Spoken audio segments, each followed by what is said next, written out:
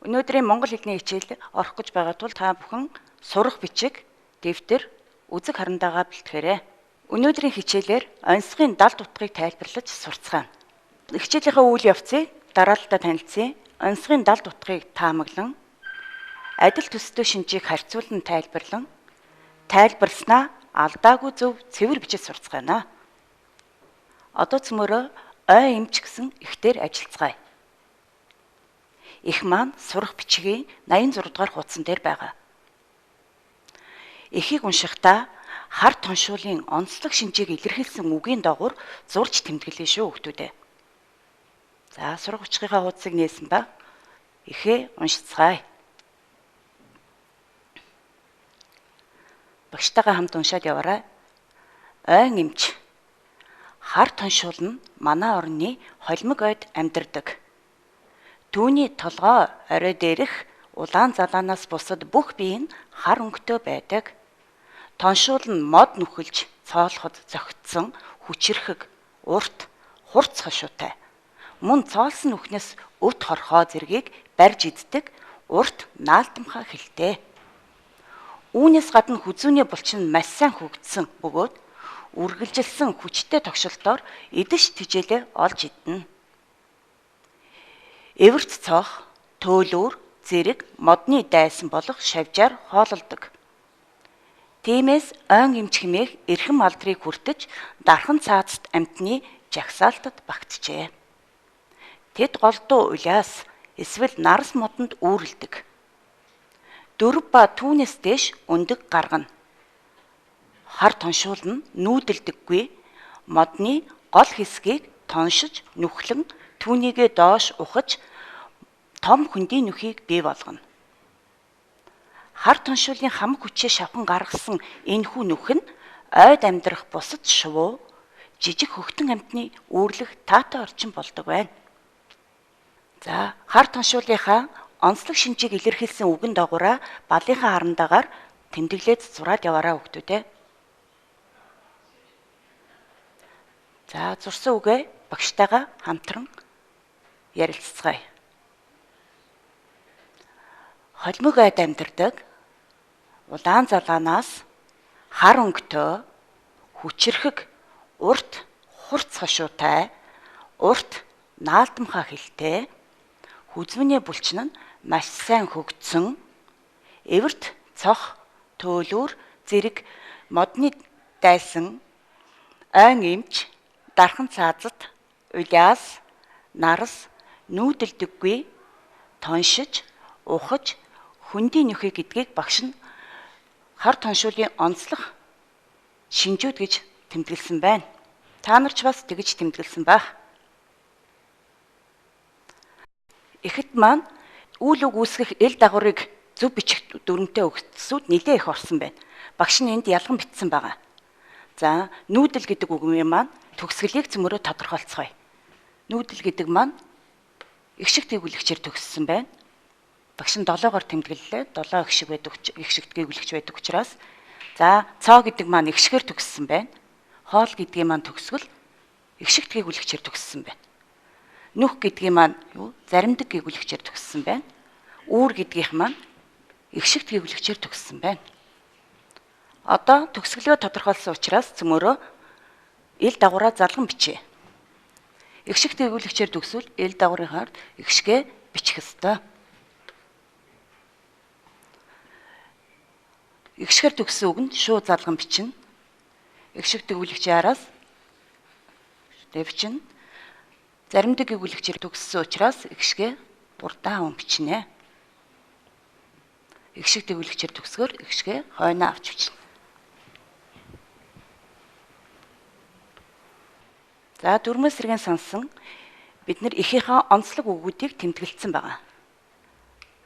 Одоо цөмөрөө хар тоншуулын онцлог шинжээр оюуны зураглал хийцгээе. За, зураглал хийхдээ хар тоншуулын зургийг төвд нь байрлуулна. Байрлуулсан зурагныхаа ойн эмч, холимог ой, нүх, бие гэсэн нэг мөчөр нэмье.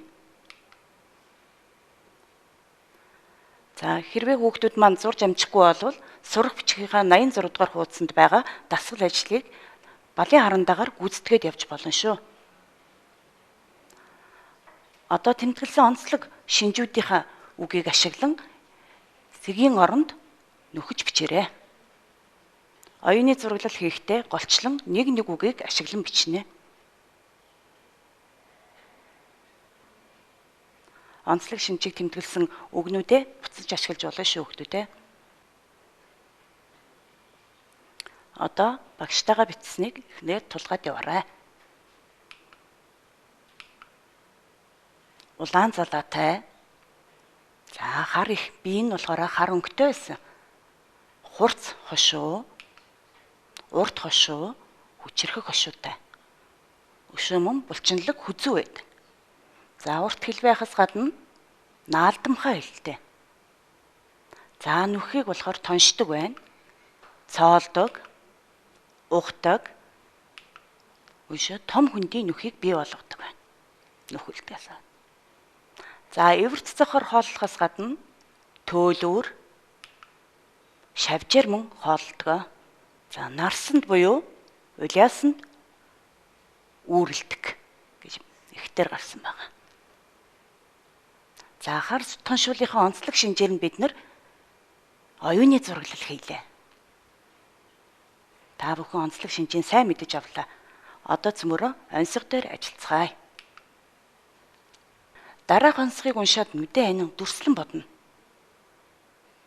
За багш нь бас хамт уншиж өгье. Ой шугууд нутагтай, ойл цүүцэн хошуутай, годгор урт биетэй, гогцоо дуграх хошуутай. Тэр юу вэ хүүхдүүдээ? Мэдээж яриг саяны бидний үздсэн хар тоншуул байна.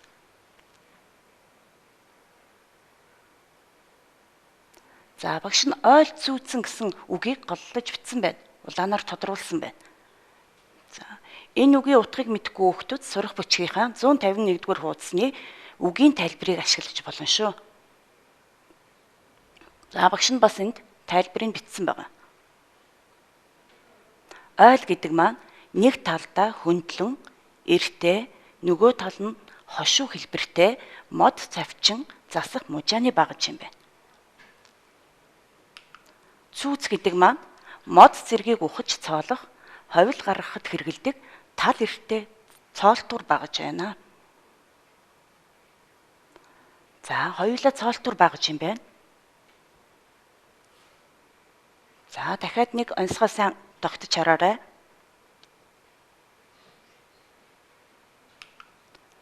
За онцгод маань хар тоншуулын юуг яаж дүрсэлснийг оюуны зураглалаар илэрхийлж үзүүлцгээе цөмөр.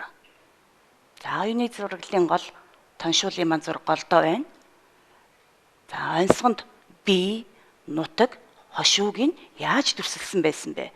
Юугаар зүйрлсэн байсныг сайн санаад бичээрэй хүүхдүүдээ.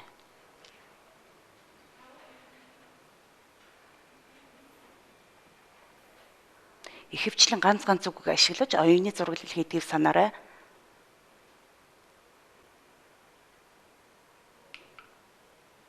За багштайгаа тааруулж үзье.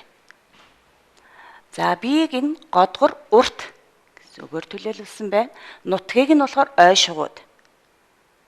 Хошууг нь ойл цүүц буюу гогцоо гэдгээр дүрсэлсэн байна.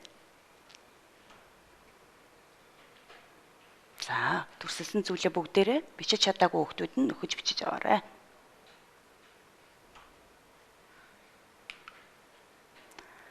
За амьдардаг газар буюу ой шугууг нь биеийн хэлбэрийг нь годгор урт гэж шууд дүрслэн хэлсэн байна. За тэгвэл бүгдээрээ ойл цүүц буюу гогцоо гэдэг үгэн дээр голчилж анхаарлаа хандуулаарай.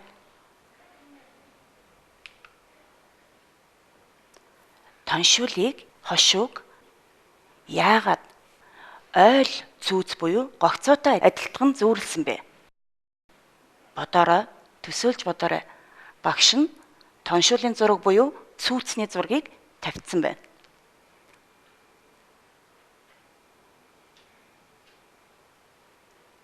Эргэн үгийнхаа тайлбартаа сэргэн санаа. Тайлбараа уншихад тоншуулын маань юутай төстэй юм болоо? Яагаад ойл зүйцээр илэрхийлж бичсэн болов. Зөвөрлсөн бол бодорой.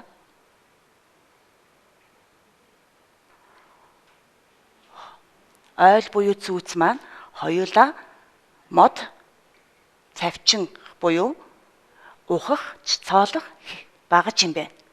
Тоншул маань тэгвэл яадаг вүлээ хүүхдүүдээ? Модыг яадаг вүлээ? Ихтер гарсан санаж байгаа.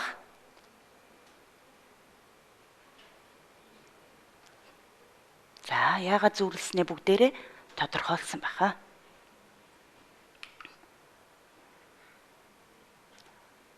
Ойл зүйцтэй нь тоншуулын хурц эрттэй модыг ухаж цоолох шинжээр нь адилтхан зүүрлсэн байна. Гогцоог нь болохоор нь хэлбэрээр нь гогцоотой адилхан зүүрлсэн байна.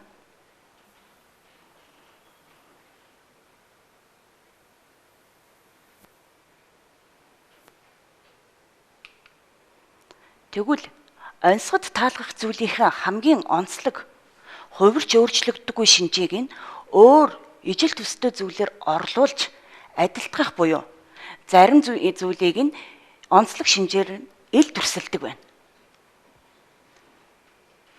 Тэгэхээр шууд байгаа дүрсээр нь бичихгүй байх нь шүү дээ хүүхдүүдээ.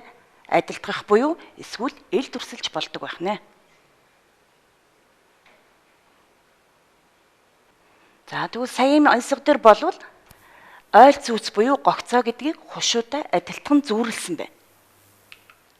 Харин амьдардаг газрыг нь ой шугуу, биеийн хэлбэрийг нь годгор урт гээд шууд буюу илээр дүрслэн бичсэн байна.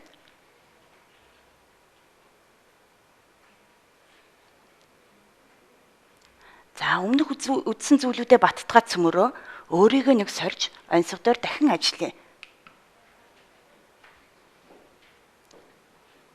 Онцгойг уншаад хэрхэн дүрсэлсэнийг төсөөлөн бодно. Хар торгон дээлээ хайч хүргэлгүй өмсдөг. Хатуу бол зүвхээ хатаалгүй барьдаг. Тэр юу вэ хүүхдүүдээ? За та нарын сайн мэддэг бидний сая үздсэн тоншуул байна бас.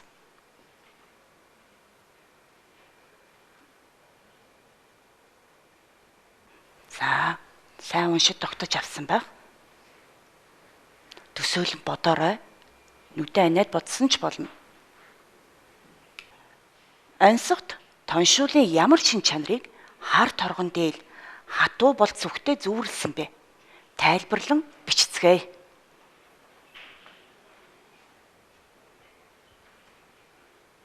Бичихтэй хүүхдүүдээ бүтэн өгүүлбэрээр алдаагүй цэвэр хичээнгүй бичгийг хичээгээрэй.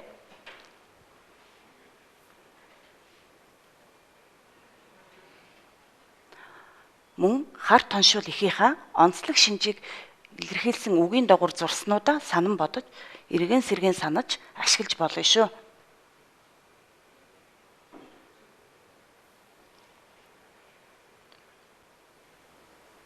За. Эхний өгүүлбэрээ бичсэн байх. Хар торгон дээл гэж юутай зурвалсан бол гэдгийг багш нь тэнд харуулж байна. Тоншуул маань хар өнгөтэй. Тэгвэл тоншуулын арсыг дээлтэй хар өнгө зөөлөн шинжээр нь зүүрлэн нууцлсан байна. Шууд арс гэж хэлээг байх нь шүү дээ хүүхдүүдээ. Дээлтэй хар өнгө зөөлөн шинжээр нь зүүрлэн нууцлсан байна. За тэгвэл хатуу болд сүхтэй гэдгийг юуг нь зүүрлсэн болоо? Яг ихний өгүүлбэрчгээ тайлбарлан бичнэ шүү.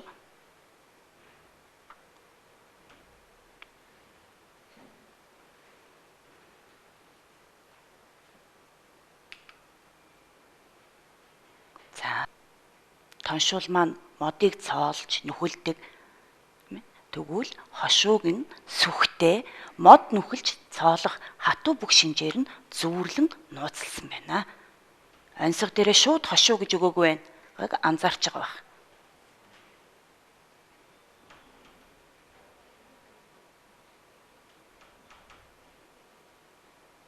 За хүүхдүүд бид нар онцгойхоо даал дутхыг тайлбарлалаа. Өнөөдөр бидний хийсэн ажлуудыг дараалалтаа нэг эргээ сэргэн санчих. Онцгийн далд утгыг таамагласан бид нар. Өшөө адил төстэй шинжийг нь харьцуулан тайлбарлалаа. Мөн тайлбарласнаа алдаагүй зөв цэвэр бичиж сурсан байна. За хүүхдүүдэд та нарч гисэн эдгээр зүйлийг хийж сурсан байна уу? Өөрсдөндөө дүгнэлт хийж бодоорой. Одоо багш нь гэрийн даалгавар өгье. Бид нар сая амьтдын далд утгыг илээр бичихгүй нууцлах, далдлах, адилтгах гэж үгнүүдийг ашиглаж тайлбарласан. Тэгвэл өөрийн хамгийн хайртай амьтныхаа тухай онцгой зохиож бичнэ. Зохиож бичихдээ нууцлах буюу зүүрлэх, адилтгах аргуудаа бичээрэй. Онцлог шинжийг агуулсныг бичих ёстойгоо анхаараарай. Мөн бичсэн ихээ онцгой ээж аваараа гэр бүлийнхнэрээ таалгаж өөртөө дүгнэлт хийгээрэй. Өнөөдрийнхөө хичээлдээ та бүхнийг амжилттай сайн оролцсон гэдэгт багш нь итгэж байна. Хичээлдээ идэвхтэй оролцсон хүүхдүүдэд баярлалаа. Дараагийн хичээл хүртэл баяртай.